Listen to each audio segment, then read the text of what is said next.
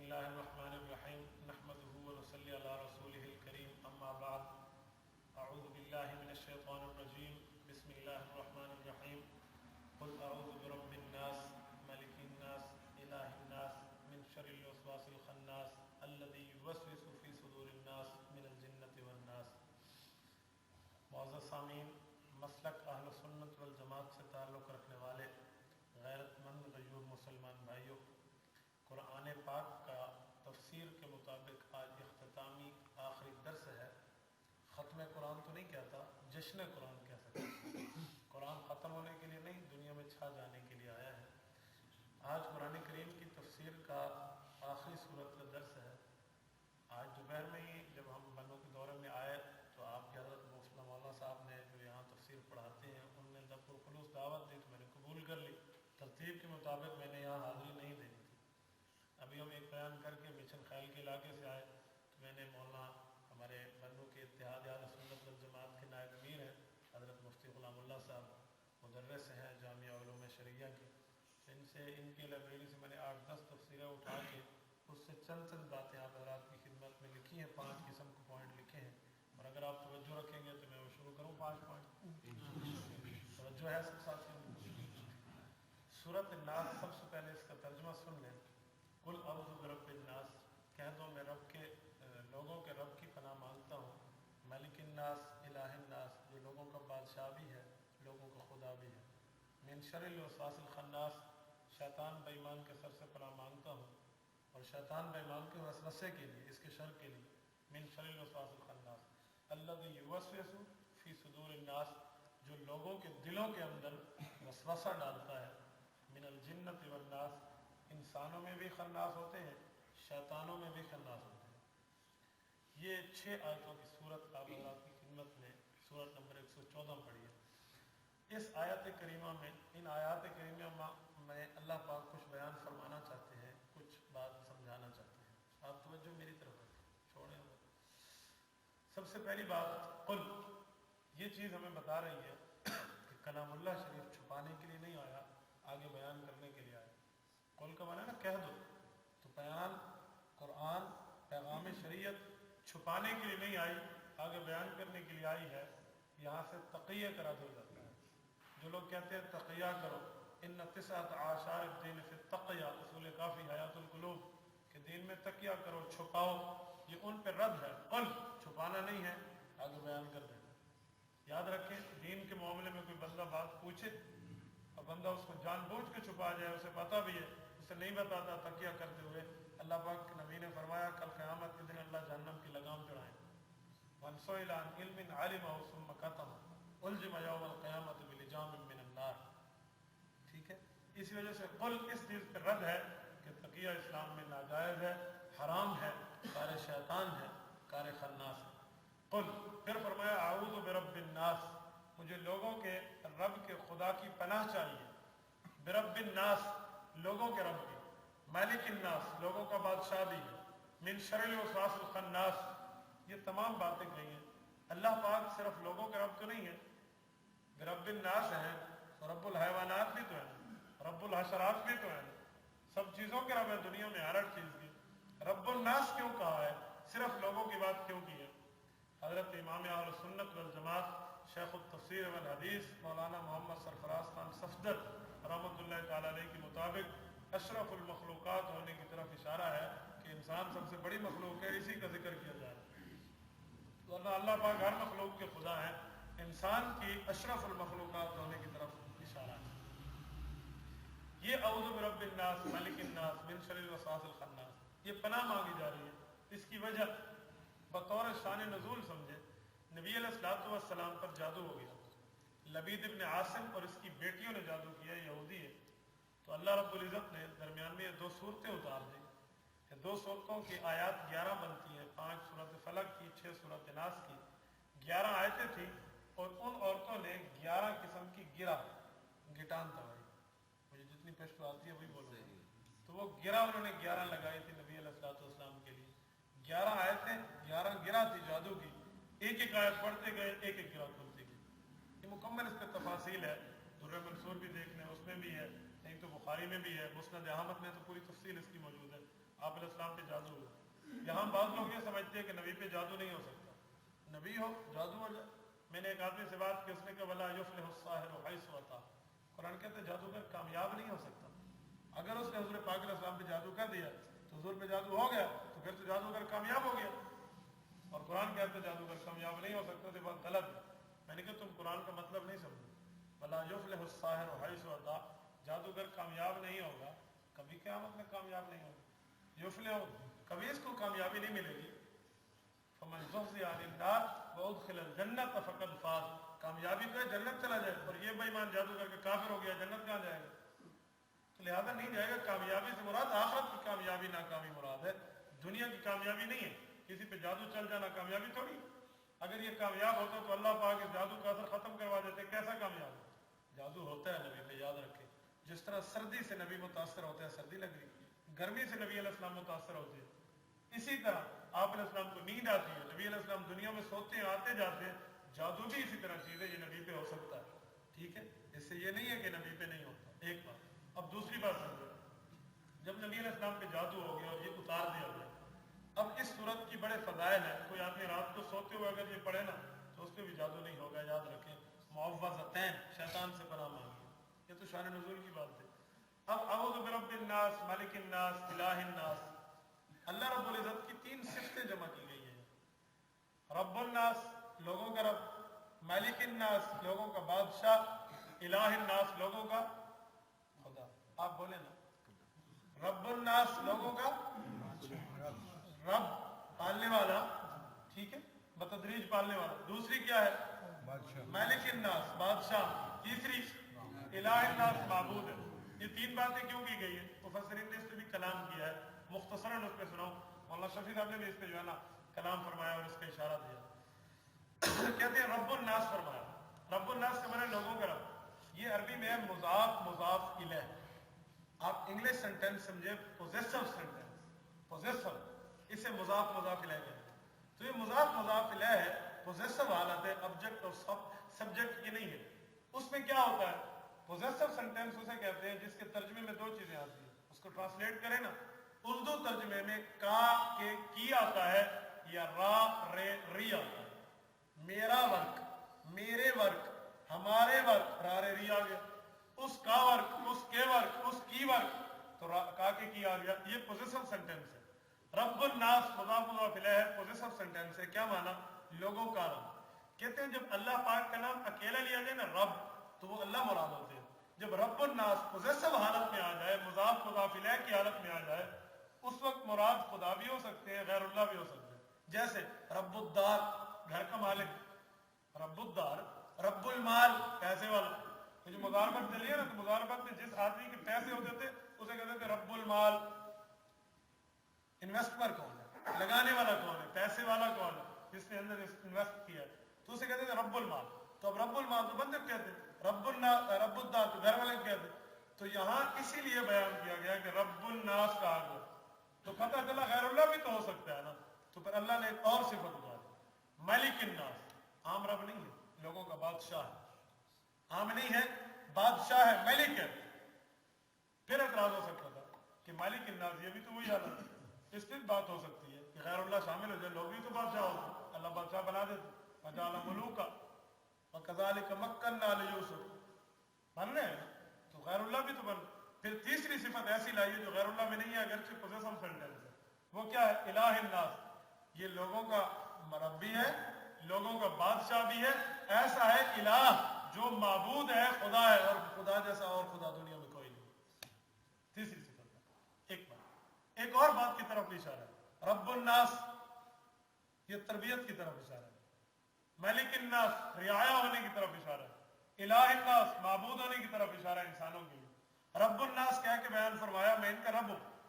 جیسے ماں تربیت کرتی ہے, قرآن نے ماں اور باپ کے لفظ رب استعمال کیا.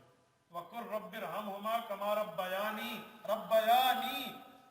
ٹھیک ہے, تو ان کے لیے بھی تربیت کے لیے کہا ہے, step by step, step by step. اسے کہتے ہیں رب. تربیت کرنا درجہ بدلتا. تو ماں بھی تو کرتی ہے. یاد رکھیں جب ماں تربیت کرتی ہے, بچے پہ کوئی حرف آئے, کوئی تکلیف آئے, ماں برداشت کرتی. رب الناس اتار کے رب کہہ رہے ہیں تمہارے اوپر تکلیف آئے گی, میں تمہارا رب تربیت کرنے والا ہوں، میں برداشت نہیں کروں گا، تکلیف ہٹا دوں گا، یکشف السوء، تکلیف ہٹا دوں گا، اشارہ ہے۔ دوسرا فرمایا ملک الناس، میں بادشاہ ہوں تمہارا، بادشاہ کبھی اپنی رعایا پہ ظلم برداشت نہیں کرتا، میں اس بادشاہ کی بات کر رہا ہوں السلطان المسلم العادل، جو سلطان بھی ہو، مسلم بھی ہو، عادل بھی ہو۔ آج کے دور کے بادشاہوں کی بات نہیں کر رہا، میں حقیقی بادشاہوں کی بات کر رہا ہوں، جیسے قرآن پاک کہتا ہے وَلَا يُمَكِّنَنَّ لَهُمْ دِينَهُمْ، خلافت راشدہ، کبھی اپنی رعایا پہ برداشت نہیں کرتے، میرے جو ووٹر ہیں، سپورٹر ہیں، ان پہ تکلیف آئے وہ برداشت نہیں کرتے، وہ فوراً اس کو بدلہ لیتے ہیں۔ اس پہ معتصم باللہ کے واقعات، حضرت معاویہ رضی اللہ عنہ کے واقعات مشہور ہیں، شاہد ہیں، مفسرین نے اس پہ بھی لکھا ہے۔ تو رعایا پہ وہ برداشت نہیں کرتا بادشاہ، تو فرمایا مالک الناس، میں تمہارا خدا بھی ہوں، تم میری رعایا ہو، تمہیں کوئی تکلیف ہوگی میں کبھی برداشت نہیں کروں گا، تمہاری تکلیف دور کروں گا۔ الہ الناس، میں تمہارا رب بھی ہوں، معبود بھی ہوں، مالک بھی ہوں، اور ایسا میں آپ کا معبود ہوں، آپ میرے عابد ہیں، معبود اور میں آپ عابد۔ جب معبود دیکھے عابد سے تکلیف آئے تو معبود برداشت نہیں کرتا۔ یہ بتوں کے رد کی طرف اشارہ ہے کہ بت تو بیٹھے اسے دیکھ رہا تو پتہ ہی نہیں ہے، اب بت کی عبادت کرتے ہیں تو جس بندے پہ تکلیف آئے تو بت اس سے کیا تکلیف ہٹائے گا جو اپنے اوپر سے مکھی نہیں ہٹا سکتا، تو بت کچھ نہیں کر سکتا، میں ہی کر سکتا ہوں۔ الہی ایک منٹ پھر فرمایا ملک الناس الہ الذی یوسوس فی صدور الناس، ایسے شیطان سے پناہ مانگو، یوسوس وسوسہ یوسوس دہرج یدہرج، ایسے شیطان سے پناہ مانگو فی صدور الناس، جو لوگوں کے دلوں میں شک ڈالتا ہے، لوگوں کے دلوں من شر الوسواس الخناس، شیطان کے شر سے پناہ مانگو۔ شر فرمایا، پھر فرمایا خناس، شیطان کا نام عزازیل ہے، شیطان کا نام ابلیس ہے، شیطان کو شیطان کہتے ہیں، خناس کہتے ہیں، یہ صفت اللہ نے آگے نقل نہیں کی ہے۔ خناس من شر الشیطان کہا جاتا ہے، من شر ابلیس کہا جاتا ہے، قرآن نے کہا الا ابلیس ابا واستکبر، شیطان تو قرآن کے نام سے پہلے پڑھا جاتا ہے اعوذ باللہ من الشیطان الرجیم، تو یہ تو لفظ آئے ہیں، یہاں خناس کیوں کہا؟ خانہ سے یخنس، اس کا معنی ہوتا ہے پیچھے ہٹنا، الجوار الکنس سورۃ تکویر، آگے ہو پیچھے ہو، شیطان کبھی کبھی پیچھے ہو جاتا ہے، کیسے؟ جب انسان اللہ کا ذکر کرتا ہے تو شیطان پیچھے ہو جاتا ہے۔ مسند ابی یعلا، حضرت امام ابو یعلا موصلی رحمۃ اللہ تعالی علیہ، ہماری عقیدہ حیات النبی پہ مستقل اور بہترین مستند کتاب، اس میں حضرت انس ابن مالک رضی اللہ عنہ کا فرمان موجود ہے، حضور پاک نے فرمایا ہر بندے کے دل میں دو خانے ہیں، ایک فرشتے کے لیے، ایک شیطان کے لیے۔ فرشتہ نیکی کا حکم کرتے ہیں، شیطان برائی کا کرتے ہیں، لیکن جب فرشتے کی بات بندہ مانے تو شیطان پیچھے ہو جاتا ہے۔ من شر الوسواس الخناس، یہ پیچھے ہٹ گیا، خناس بات کی، یہ اشارہ دیا ہے کہ ان الذین قالوا ربنا اللہ ثم استقاموا، جب بندہ پکا ہو جائے نا دین پہ تو شیطان اس سے پیچھے ہٹتا ہے۔ ایک بندے کی مثال پیش کرتا ہوں، حضور پاک علیہ السلام نے فرمایا کہ عمر وہ شخص ہے جعل الحق علی لسانہ ویدہ، دوسری جگہ ہے علی قلبہ، جو بولتا بھی ٹھیک ہے سوچتا بھی ٹھیک ہے۔ اس عمر سے توجہ میری طرف آئی، پھر ادھر آپ دیکھنے لگے، میں نے کہا میں درمیان میں روکوں گا، آپ توجہ میری طرف رکھیں۔ ایک آدمی اٹھتے ہیں فون سننے کے لیے، ادھر دیکھنا شروع کر دیتے ہیں، میں نے آپ کے لیے فون کا سینہ لگایا، میں آپ کے لیے کر کے آؤں، مجھے کیا، ادھر دیکھیں، توجہ میری طرف، توجہ ہے سب کی ہے، مجھے عادت نہیں ہے، میں دیواروں کو سنانے نہیں آیا، بندوں کو سنانے آیا۔ خناس یہ پیچھے ہٹتا ہے، یہ اشارہ ہے کہ جب تم ایمان پہ مستقیم ہو جاؤ گے شیطان پیچھے ہٹے گا، ایک بات۔ دوسری کیا فرمایا؟ حضرت عمر فاروق وہ ہے شیطان اس کا راستہ چھوڑ دیتا ہے، کیوں؟ عمر اتنا مضبوط ہے، تبھی شیطان خناس ہے نا، اس سے ہٹ جائے۔ ایک اور امام بخاری نے باب قائم کیا، ایک فقیہ ہوتا ہے، ایک شیطان ہوتا ہے۔ فقیہ کسے کہتے ہیں؟ جو مسئلہ قرآن اور حدیث میں لکھا ہوا نہ ہو واضح طور پہ، فقیہ اسے نکال کے دیتا ہے قرآن اور حدیث کے اصول کے مطابق۔ اس کی ایک مثال لیں، ایجکشن سے روزہ ٹوٹتا ہے یا نہیں ٹوٹتا، قرآن اور حدیث خاموش ہے۔ انجیکشن سے روزہ ٹوٹا، قرآن حدیث نہیں بتا رہا، روزہ نہیں ٹوٹا، قرآن حدیث نہیں بتا رہا، فقیہ بتائے گا۔ کیوں؟ قرآن پاک سورۃ النساء سورۃ نمبر 4 آیت نمبر 59 اللہ خود فرماتے ہیں فقیہ کی بات مانو، یا ایھا الذین آمنوا اطیعوا اللہ واطیعوا الرسول واولی الامر منکم، جیسے خدا کی مانتے ہو رسول کی مانتے ہو ویسے فقہا کی مانو۔ فقہا کے امام الفقہا امام ابو حنیفہ ہے، تو قرآن پاک نے خود فقہا کے ماننے کی بات کی۔ تو اب روزہ ٹوٹا یا نہیں ٹوٹا؟ تو امام ابو حنیفہ کا قول اٹھائیں تو سمجھ آئے گا. امام صاحب کے دور میں جو انجیکشن کا طریقہ تھا, دوائی لگاتے تھے اوپر سے سوئیاں مارتے تھے اندر چلے گئے, ایسے ہوا دوائی لگائی انجیکشن سے روزہ یوں مارا. انہوں نے کہا روزہ ٹوٹا نہیں ٹوٹا؟ امام صاحب نے کہا نہیں ٹوٹا. نہیں قرآن تو نہیں کہتا بھی نہیں ٹوٹا, نہیں قرآن تو یہ بھی تو نہیں کہتا کہ ٹوٹا. تو قرآن حدیث خاموش ہے. امام صاحب آپ نے مسئلہ کہاں سے بتایا؟ تو امام صاحب کی دلیل سنی. فقیہ کہتے ہیں اندر سے غوطہ لگا گیا, مستنبت, استنباط اس کہتے ہیں جو کنویں سے پانی نکال کے. تو امام اعظم نے فرمایا حضور پاک علیہ السلام کے دور میں کسی آدمی کو بچھو, لڑم یا سانپ مار یہ ڈستا تھا تو اس آدمی کا روزہ ٹوٹ جاتا تھا. حضور کیا فرماتے تھے؟ کہتے نہیں. تو کہا جب بچھو کے ڈنگ مارنے سے روزہ نہیں ٹوٹا تو دوائی کے انجیکشن کے ڈنگ مارنے سے بھی روزہ چاہے رگ والا ہو جائے جسم والا نہیں ٹوٹا. اب یہ فقیہ نے اندر سے اصول نکال کے بتائے, سے کہتے ہیں فقیہ. اسی فقیہ کے لیے شیطان سے کیا تعلق ہے؟ فقیہ واحد اشد علی الشیطان من الف عابد. 1000 عابد ایک طرف ہو, ایک فقیہ آدمی جو پکا ٹھکا عالم ہو ایک طرف ہو, شیطان اس فقیہ سے بھاگ جاتا. کیوں؟ یہ تو شریعت میں غوطہ لگانا ہے. تو پتہ لگا فقہا کا منکر شیطان ہے. آج کے دور میں بھی جو فقہ کا انکار کرے نا, تو میں نہیں کہتا, بخاری کی حدیث کہتی ہے وہ شیطان ہے. ہم تو فقہ تو ماننے والے ہیں الحمدللہ. تو شیطان فقیہ کا دشمن ہے. اللہ نے فرمایا من شر الوسواس الخناس, اس کے شر سے بچو. الذی یوسوس فی صدور الناس, جو لوگوں کے دلوں میں وسوسہ ڈالتا ہے. ان الشیطان یجری من احدکم مجرى الدم او کما قال بخاری. حضور پاک علیہ السلام نے کیا فرمایا کہ تمہارے خون کے اندر شیطان دوڑتا ہے, خون کے اندر, تمہارے جسم کے خون کے اندر. مجھے اس دن ایک آدمی کہنے لگا شیطان تو بڑی بھاری بھرکم ذات ہے, عین ہے یا ذات ہے؟ میں نے کہا ذات ہے. عین ہے یا غیر ہے؟ میں نے کہا عین ہے. کہتے ہیں جب عین ہے, اتنا ہے, تو شیطان جب خون میں آؤ تو ہمارا خون بھاری کیوں نہیں ہوتا؟ ہمارا خون بھاری ہو جائے نا. شیطان خون میں آ گیا بھاری ہو جائے. یہ سر سید کا فتنہ ہے. تو میں نے کہا سنیں, شیطان خون میں آتے ہیں خون بھاری نہیں ہوتا. کہتے ہیں دلیل؟ میں نے کہا بابا اس کی دلیل یہ ہے کہ دنیا میں بہت سی چیزیں ایسی ہیں, چیزیں ہوتی ہیں اور اس کا وزن نہیں ہوتا. کہنے لگا مولانا اب دوسرا جھوٹ بول دیا, یہ کیسے ہو سکتا ہے چیز ہو اور وزن نہ ہو؟ یہ گلاس چیز ہے یا نہیں؟ اس کا وزن نہیں یا ہے؟ یہ اسپیکر چیز ہے یا نہیں؟ وزن ہے یا نہیں؟ تو شیطان چیز ہے یا نہیں؟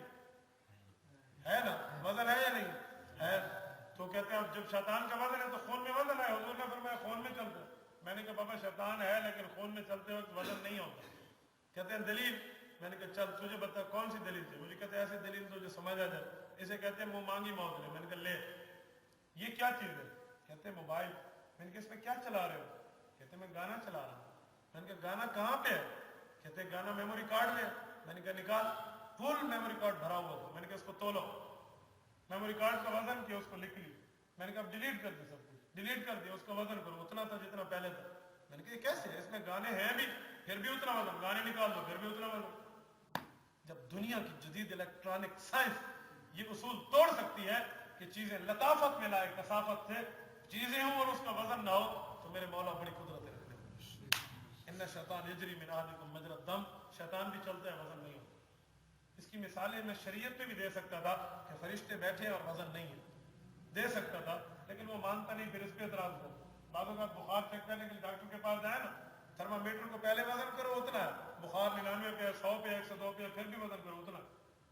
جدید الیکٹرانک یو ایس بی کو دیکھ لیں, کسی چیز کو بھی دیکھ لیں, تو یہ ہو جاتا ہے نہیں ہو جاتا. تو اس پاگل کو اعتراض نہیں کرنا چاہیے. سائنس سے ہٹے تو اس سے بھی زیادہ اس کو سمجھ آ جاتی. آپ یہاں بیٹھیے, ایک بچہ ہے, کچھ بھی نہیں ہوتا, بلینک پیپر, سفید اور کوڑا کاغذ ہے. اس بچے کو 1000 تک گنتی یاد کراؤ, اس کے ذہن میں بیٹھ جائے, پھر بھی اتنا وزن ہے. 1000 تک گنتی یاد نہ ہو, اس بچے کا اتنا وزن. یہ کہاں سے نکالا کہ وزن اتنا اور وزن کا؟ میں سمجھ دیں.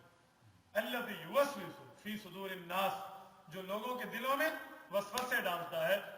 دل میں وسوسہ ڈالے پھر بھی بھاری پن نہیں ہوتا, یہ اور بات ہوتی. سمجھ گئے اعتراض اور جواب؟ ایک اور سمجھ. اللہ فرماتے ہیں یوسوس من شر الوسواس الخناس الذی یوسوس فی صدور الناس من الجنۃ والناس. من الجنۃ, اچھا ایک بات یوں بھی سمجھ لیں, صدور الناس لوگوں کے دلوں میں وسوسہ ڈالتا ہے. دل میں وسوسہ ڈالتا ہے, کیا مقصد؟ ایک چیز دل ہے جسم میں, ایک دماغ ہے. دماغ بھی کبھی کبھی دل کے تابع ہو جاتا ہے. اس لیے اللہ نے دماغ کی بات نہیں کی, دل کی بات.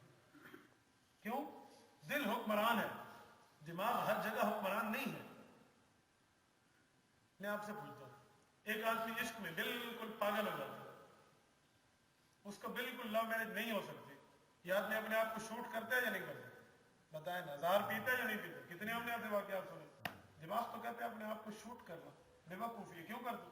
لیکن دل حکمران ہے، وہ کہتا ہے نہیں مجھے اس دنیا میں نہیں رہنا، کیا ضرورت ہے، مجھے تو محبت میں دھوکہ ملا۔ میں جازی محبت کی مثال دے کے آپ کو سمجھا رہا ہوں، دل حکمران ہے، دل جہاں چاہتا ہے پورے جسم کے اعضاء وہی کام کرتے ہیں۔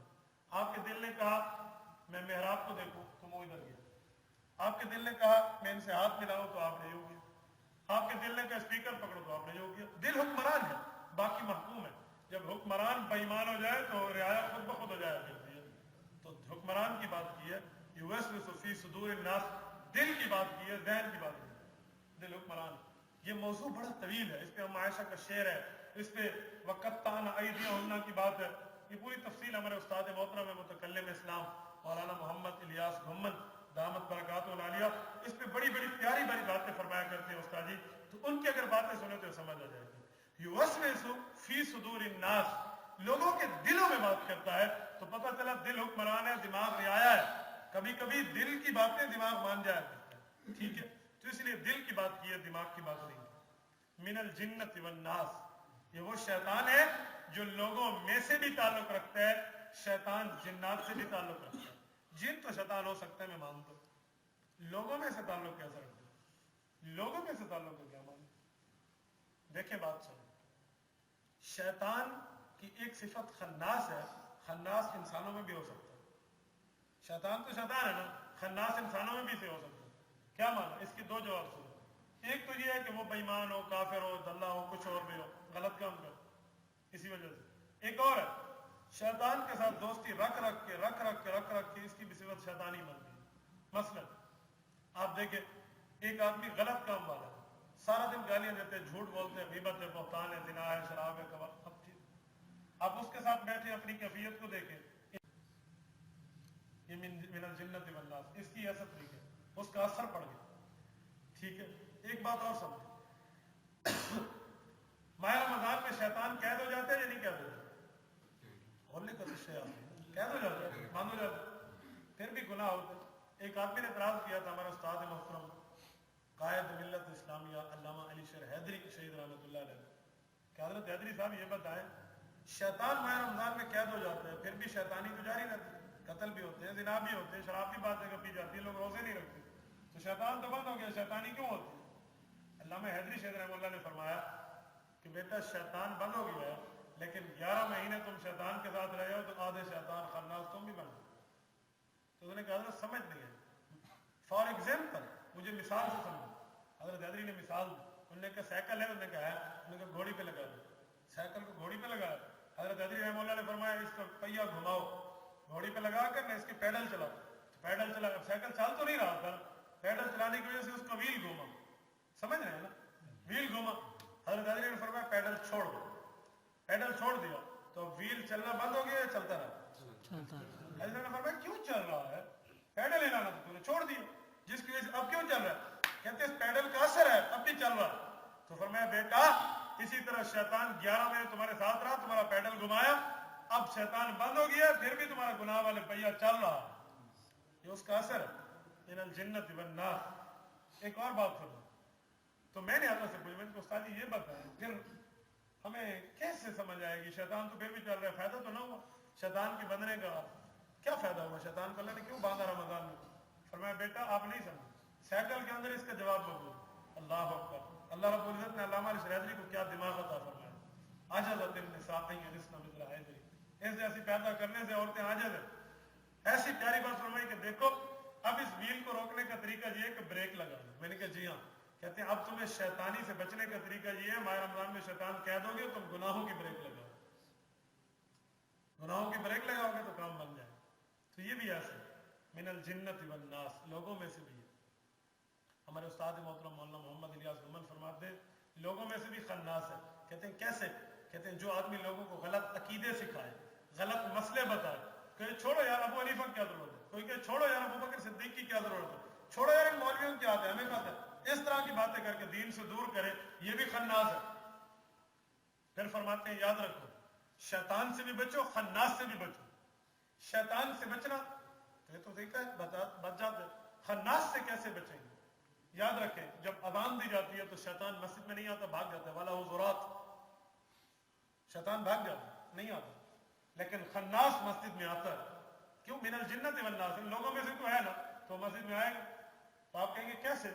आप मोबाइल कंपनी को देखें, उस्ताद जी फरमाया करते हैं, जिस तरह मोबाइल कंपनी है, इसने अपने सिग्नल देने के लिए हेडक्वार्टर बनाया। हेडक्वार्टर से सिग्नल आगे जाते हैं। एक जगह ऐसी आई जहां नशरियात बंद हो गए, पहाड़ है, खाइयां हैं, नहीं जा सकते, तो वो बूस्टर लगाते हैं, हेडक्वार्टर नहीं बनाते। बूस्टर क्या माना? हेडक्वार्टर के नशरियात लेकर आवाम तक आगे मुंतकिल कर रहा है। तो फरमाया शैतान भी ऐसे, शैतान मस्जिद में आता है, मस्जिद तक आता है, बंद होगी, आगे नहीं जा सकता। अब कहां काम है? अब वो लोग जो गलत अकीदे फैलाएं, गलत मसले बताएं, ये गलत, वो गलत, वो गलत, वो गलत, इस तरह के लोग दीन से दूर करें, ऐसे बंदे, ये शैतान के बूस्टर है। उसका हेडक्वार्टर मस्जिद तक बंद हो गया, ये बूस्टर अंदर छोड़े, चल तू जा। आपने दुनिया में देखे होगा कितने गलत अकीदे वाले दुनिया में फिरेंगे, कहेंगे हम साहबा क्यों माने, साहबा के मानने की क्या जरूरत है। हमारे उस्ताद मोहतरम मौलाना मोहम्मद आजम तारिक सैयद रहमतुल्लाह फरमाया करते थे, एक मरतबा मैं जज के सामने पेश हुआ, जज ने मुझे कहा कि साहबा जो ना माने, तो मैंने कहा बेईमान है। तो उन्होंने कहा दलील, तो मैंने कहा जज साहब आप बताएं। उन्होंने कहा नहीं, मैं तो कहता हूँ साहबा नहीं मानने देंगे। तो मौलाना सैयद रहमतुल्लाह ने पूछा क्यों?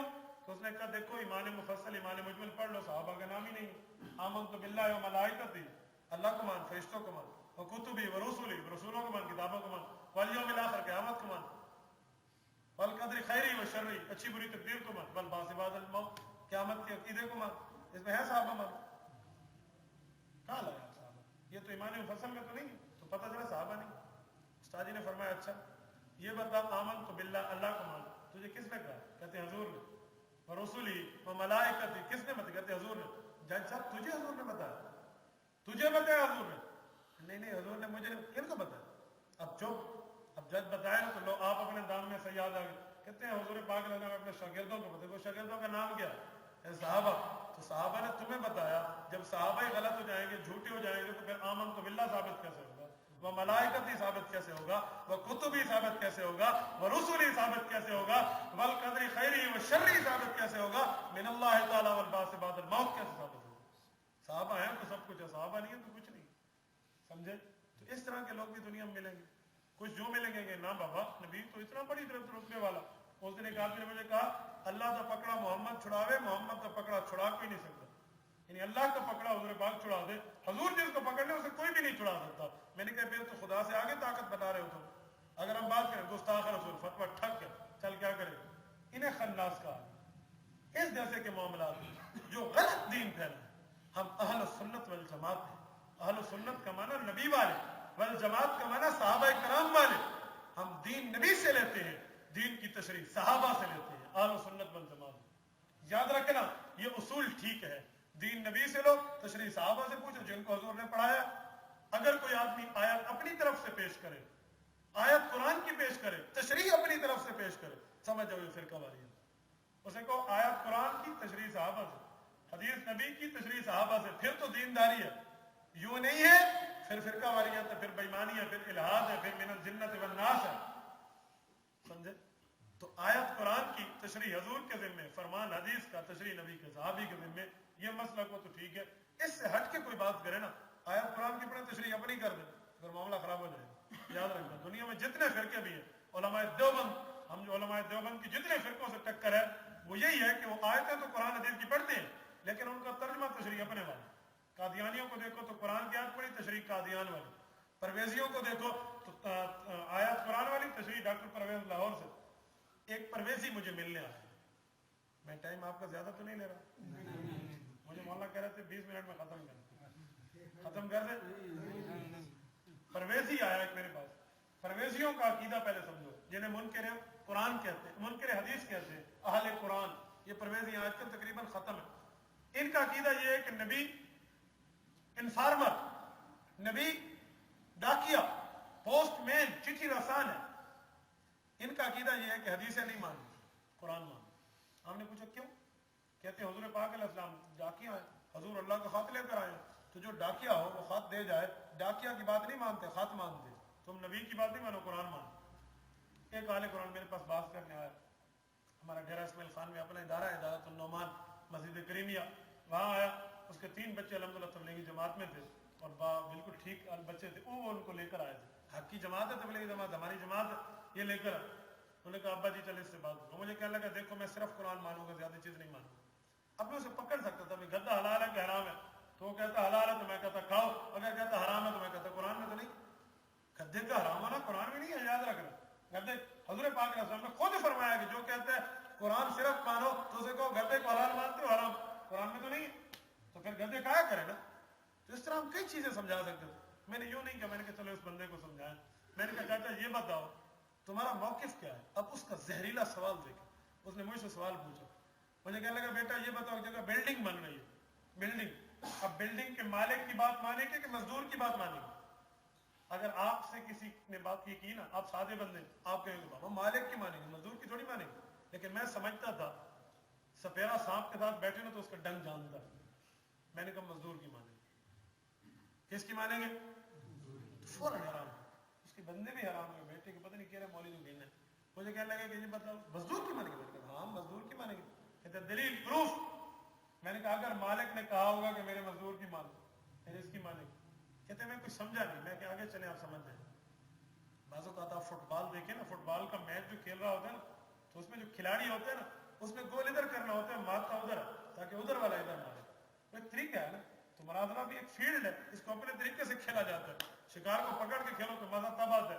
تو میں اس انداز میں اس کے سامنے ایک جال پھینکا۔ پھر مجھے کہنے لگا مولانا یہ بات، ایک فیکٹری ہے، ایک فیکٹری کا جی ایم ہے، جنرل مینیجر، اور ایک فورمین ہے، مزدور ہے، کس کی مانیں گی بات؟ جنرل مینیجر کی مانیں گی؟ میں نے کہا نہیں، فورمین کی مانیں گی۔ یہ کہتا کیوں؟ میں نے کہا اگر جنرل مینیجر نے کہا ہوگا اس کی بات مانو تو اس کی مانیں گی۔ کہتے سمجھ نہیں ہے، میں نے کہا اعتراض کرو سمجھ آ جائے گا۔ یاد رکھیں کسی سے بات ہو تو زیادہ باتیں مت کیا کرو، جتنا زیادہ بولو گے کثرت الفاظ تدل علی کثرت المعنی، اتنا زیادہ بندہ پھنس جائے گا، اتنا ہی پڑے جتنا۔ چل تو بتا، دوسرے پہ دلیل دیا کریں۔ ایک آدمی نے ہم سے پوچھا قبر کے اندر عذاب ہے، ہم نے کہا تو بتا ہے، اب دلیل اس پہ ہے کہ وہ دے گا یا ہم دیں گے، دوسرے کو ٹینشن دینے کا لینے کا نہیں۔ میں نے کہا چل تو بتا، اب پھنس گیا۔ مجھے کہتے ہیں دیکھیں یہ قرآن ہے، اللہ مالک ہے، نبی لے کے آیا، نبی اللہ کا مزدور ہے، تو اب ہم نبی کی بات مانیں کہ خدا کی بات مانیں؟ یہ زہریلا سوال۔ وہ مالک کہہ کے خدا مراد لیتا تھا، فورمین کہہ کے حضور مراد لیتا تھا، سمجھے؟ تو میں نے کہا بابا مالک کی نہیں مزدور کی مانیں گے۔ مجھے کہتے ہیں کیوں؟ میں نے کہا خود مالک نے قرآن پاک میں اعلان کیا۔ کہتے ہیں کہاں؟ میں نے کہا نکال، ما آتاکم الرسول فخذوا، میرا نبی دیتا جائے لیتے جاؤ۔ یعلمہم الکتاب والحکمہ، قرآن بھی پڑھائے گا، حکمت بھی پڑھائے گا۔ حکمت کیا ہے؟ الکتاب میں تو قرآن آ گیا، حکمت حدیث ہے۔ وَيُزَكِّيهِمْ لِتُبَيِّنَ لِلنَّاسِ مَا نُزِّلَ إِلَيْهِمْ، قرآن حضور پہ اترا، اس کی تشریح بھی حضور کریں گے۔ اگر تشریح قرآن میں لکھی ہوتی تو پھر حضور کیوں آئے؟ صحابہ عربی تھے یا نہیں تھے؟ بتائیں نا، عربی جانتے تھے نہیں جانتے؟ تو پھر قرآن اوپر سے آ جاتا چلو پڑھو۔ کتاب اللہ کے ساتھ رجال اللہ کیوں آئے؟ انبیاء کیوں آئے؟ اب پھنسا۔ میں نے کہا قرآن کہتے ہیں ما ینطق عن الہویٰ، نبی جو بولتا ہے ان هو الا وحی یوحیٰ، وہ اللہ کا حکم ہے، چاہے وہ قرآن ہو چاہے وہ حدیث ہو۔ واما بنعمت ربک فحدث، نبی کو حدیث بیان کرنے کے لیے قرآن نے اتھارٹی دی ہے۔ جب اتنی اتھارٹی آف سننا، حدیث کی حجیت ہے، آپ کیوں نہیں مانتے؟ اب چپ ہو۔ مجھے کہتے ہیں مولانا میں 80% سیٹسفائز ہو گیا ہوں، 80%، 80% مطمئن ہو گیا ہوں۔ یہ اس طرح کی باتیں ہوتی ہیں، اسے کہتے ہیں من شر الوسواس الخناس الذی یوسوس فی صدور الناس من الجنۃ والناس۔ شکر ہے وہ مطمئن ہوا پھر ادھر آیا، لیکن اس طرح کا فتنہ جو آپ کے سامنے آئے نا، آیات قرآن کی پڑھے، تشریح اپنے پیٹ سے کرے، اسے کہتے ہیں خناس۔ اہل سنت والجماعت احناف دیوبند جو ہم آیت قرآن کی ہو، تشریح نبی سے، فرمان حدیث کا ہو، تشریح نبی کے صحابی سے، یہ طریقہ رکھا کرے ذہن میں، تو آپ سیٹ ہو جائیں گے۔ اللہ پاک آپ کو اور مجھے صراط مستقیم عطا فرمائے۔ اس میں ایک دو باتیں اور بھی سنیں، وہ کیا ہے؟ یہاں بار بار نام آ رہا ہے، بار بار نام آ رہا ہے اللہ رب العزت کا، رب الناس، مالک الناس، الہ الناس، بار بار خدا کا نام کیوں لایا جا رہا ہے؟ وجہ کیا؟ ہرچہ خواندہ ایم فراموش کردہ ایم اللہ حدیث یار کے تکرار میں کنے۔ اے کاش آپ فارسی جانتے تو آپ سمجھتے۔ فارسی کے شاعر شیرازی اس میں کہتے ہیں ہرچہ خواندہ ایم، جو کچھ میں نے پڑھا ہے فراموش کردہ ایم، وہ چیز میں نے بھلا دی۔ اللہ حدیث یار، مجھے اپنے بات یار کی یاد ہے، تکرار میں کنے اسی کو دہراتے ہیں۔ یہ عشق اور ذوق کی باتیں ہیں، اپنے محبوب کی جو بات اچھی لگے ورنہ بار بار اسے دہراتے ہیں۔ کیا بات کی ہے، کیا بات، بار بار دہرانا محبت پہ دلیل ہوتی ہے۔ یہ لفظ بار بار دہرانا رب سے محبت بنانے کی دلیل ہوتا ہے، اللہ حدیث یار کے تکرار میں. ٹھیک ہے. ایک اور بات سمجھے، اس میں 5 جگہ ناس کا لفظ استعمال ہوا ہے. 5 جگہ لوگوں کو ناس کہا گیا. ناس کا معنی لوگ ہوتے ہیں. مزے کی بات آپ کو سناؤں، میرا ذہن عالم بننے کا نہیں تھا بچپن میں. میرا ذہن یہ تھا کہ ہم دنیا دار بن جائیں، اور مسجد بیٹھ کے وہ نہیں کہتا کہ ہم فلاں فلاں میں چلے، یہ انداز تھا. پہلی مرتبہ 6ٹھی کلاس میں میرا ذہن ٹوٹا. مجھے استاد نے کہا بیٹا کل اعوذ برب الناس ترجمہ کرو. اسلامیات کا استاد آیا، میرے دانتوں کو پسینہ آ گیا. مجھے ناس کا ترجمہ نہیں آتا. میں سمجھتا تھا ناس کا معنی ہے نکسیر، جو ناک سے آتا ہے. ہمیں سراکی میں اس کو ناس کہتے ہیں، جو ناک سے خون آیا نا. اس وقت میرا ذہن پلٹا اور میں آیا یہ سورت کا لفظ میرا ادھر آنے کی ہدایت کا سبب بنا. تو یہ 5 جگہ لفظ آیا الناس. اب دیکھیں نا، کل اعوذ برب الناس، مالک الناس، الہ الناس، من شر الوسواس الخناس الذی یوسوس فی صدور الناس من الجنۃ والناس. 5 جگہ. ایک جگہ خناس، 5 جگہ ناس ہے. 5 جگہ کیوں آیا؟ مفسرین نے بڑی عجیب بات کی ہے. کہتے ہیں ایک جگہ ناس آیا ہے رب کے ساتھ، ایک جگہ ناس آیا مالک کے ساتھ، ایک جگہ ناس آیا الہ کے ساتھ، ایک جگہ آیا یوسوس فی صدور الناس کے ساتھ، ایک جگہ آیا من الجنۃ والناس. 5 جگہوں میں لفظ ناس آیا. پہلی جگہ جو ہے الناس، اس سے مراد بچے ہیں، مسلمان بچے جن کی تربیت اللہ کر دے. کیوں؟ رب کی بات کی تو رب کا معنی تربیت، اور تربیت چھوٹوں کی جاتی ہے، تو اس سے مراد چھوٹے. دوسری جگہ فرمایا ملک الناس، بادشاہ ہے لوگوں. بادشاہ ہونا سیاست کی طرف اشارہ ہے، اس سے جوان مراد ہے. سیاست کام ہی جوان ہو گیا تو جوان مراد ہے، اسی لیے دوسرا ناس فرمایا. تیسرا کیا فرمایا؟ الہ الناس، لوگوں کا خدا ہے یا معبود کی عبادت کی طرف اشارہ ہے. بوڑھے مراد ہے کہ بوڑھوں کا کام ہی تو عبادت ہے، بس عبادت کریں آخری دور ہے. زہد اور اس کا یہ بوڑھے مراد. من شر الوسواس الخناس الذی یوسوس فی صدور الناس، لوگوں کے دلوں میں ڈالتا ہے. تو جو آدمی عبادت کرتا ہے اس کے دل میں وسوسہ آتا ہے. اس سے صالح لوگ مراد ہیں، نیک لوگ مراد ہیں، تو ان کی عبادت میں شیطان وسوسہ ڈالتا ہے. من الجنۃ والناس، 5ویں جگہ جو ناس ہے اس سے مفسد لوگ مراد ہیں، جو فساد پھیلاتے ہیں. یہ 5 جگہ ناس ہے، 5 جگہ مراد سے. ایک مفسرین نے یہ لکھا. ایک اور لکھا، کہتے ہیں یہ دیکھیں یہ سورت ناس ہے، وسوسہ ڈالا گیا. تو وسوسہ آتا ہے، عبادت میں وسوسہ آتا ہے، کیا کریں؟ اکثر لوگوں کو یہ بیچاروں کو سوال لاحق ہوتا ہے کہ ہم عبادت کرنے ٹھہرتے ہیں، ہمیں خدا کے لیے خیال آتا ہے، نبی کے لیے آتا ہے، دنیا کا خیال آتا ہے، ہمیں وسوسہ آتا ہے. صحابہ آئے تھے، مشکات جلد اول کی روایت ہے کتاب الایمان کی. صحابہ نے آ کر یا رسول اللہ، ہم نماز پڑھتے ہیں، عبادت کرتے ہیں، دل میں ایسا ایسا خیال آتا ہے، ہم چاہتے ہیں کہ کہ ہم ایک جل کر کوئلہ بن جائیں، اتنے وسوسے آتے ہیں. حضور نے فرمایا ذاک کا صریح الایمان، یہ تو پکا ایمان ہے. وسوسہ آنا ایمان کیسے؟ وسوسہ شیطان ڈالتا ہے، اور شیطان چور ہے. چور ہمیشہ بڑی مال والی چیز پہ قبضہ کرتا ہے. جہاں مال نہ ہو تو چور جاتا بھی نہیں. کسی بچے کو نہیں لوٹتا، بڑے کو لوٹتا ہے، بزنس مین کو، اس کے پاس مال ہے. تو وسوسہ آنا اس بات کی نشانی ہے کہ تمہارے دل میں ایمان ہے، تبھی شیطان وسوسہ ڈالتا ہے. بس وسوسہ سے توجہ نہ دو، اس کو چھوڑ دو، اپنا دین کا کام کرو، وسوسے آتے رہے. یہ ایمان کی نشانی. ایک اب ایک اور بات فرمائی کہ سورۃ ناس قرآن کا آخری سورت ہے. یہ آخر قرآن کے ساتھ اس کا ربط کیا ہے؟ کیا ربط ہے؟ تو بیان فرمایا پہلی سورت سورت فاتحہ تھی، دوسری سورت سورت ناس ہے. فاتحہ میں اللہ نے فرمایا تھا الحمدللہ رب العالمین، خدا کی تعریف، الرحمن الرحیم، مالک یوم الدین، ایاک نعبد و عبادت و ایاک نستعین، استعانت، صراط اللہ، اہدنا الصراط المستقیم، سیدھا راستہ، غیر المغضوب علیہم ولا الضالین، بیمانہ والا راستہ نہیں، انعمت علیہم، نیک لوگوں والا. تو یہ دعائیں مانگی تھی، عبادت کی بات کی تھی، مدد کی بات کی تھی. تو شیطان آئے گا کبھی مدد خدا سے ہٹا کے کسی اور پہ، استعانت خدا سے ہٹا کے کسی اور پہ، عبادت خدا سے ہٹا کے بت پہ، اس طرح کام کرائے گا. تو آخر قرآن میں رب نے سورۃ الناس اتاری کہ شیطان سے خبردار رہنا، شیطان سے خبردار رہنا. یہ آخر قرآن میں ربط ہے. میں نے چند باتیں گنی چنی آپ حضرات کی خدمت میں عرض کی ہے.